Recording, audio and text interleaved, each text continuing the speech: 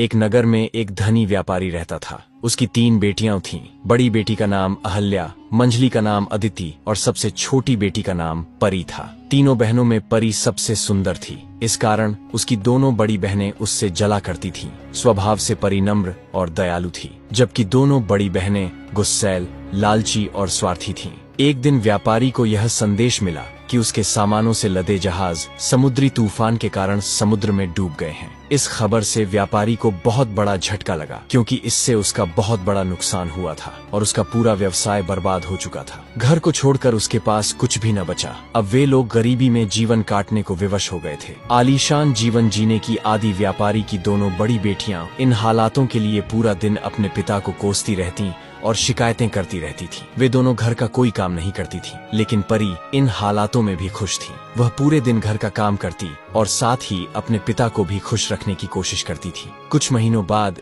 एक दिन व्यापारी को पता चला कि उसका एक जहाज बंदरगाह पर पहुंच गया है। उसने तुरंत ही बंदरगाह जाने की तैयारी कर ली। जाने से पहले उसने अपनी तीनों बेटियों से पूछा कि वापसी में वह उनके लिए क्या लेकर आए। दोनों बड़ी बेटियों ने सुंदर कपड़े, जूते, मोतियों का हार और इसी तरह की अन्य चीजें लाने के लिए कहा। परी अपने पिता की हालत जानती थी, इसलिए उसने अपने पिता से बस एक सुंदर लाल गुलाब का फूल लाने को कहा। जब व्यापारी बंदरगाह पहुंचा तो उसने देखा कि उसके जहाज का पूरा सामान नष्ट हो चुका है। साथ ही उसका जहाज भी टूट फूट गया है और किसी काम का नहीं रह गया है। थका हारा निराश व्यापारी वापस घर की ओर लौटने लगा। वापस लौटते लौटते रात हो गई। रास्ते में एक घना भयानक जंगल था। व्यापारी जल्दी से जल्दी उस जंगल को पार करना चाहता था, लेकिन तभी अचानक ही शुरू हुए तेज आंधी तूफान ने उसे घेर लिया। उस तूफान में सफर जारी रख पाना असंभव था। आश्रय की खोज में वह इधर उधर भटकने लगा। तभी उसे उस भयानक जंगल में एक स्थान पर रोशनी दिखाई पड़ी। जब वह पास पहुंचा तो उसे रोशनी से नहाया हुआ महल नजर आया। उसकी उम्मीद बंध गई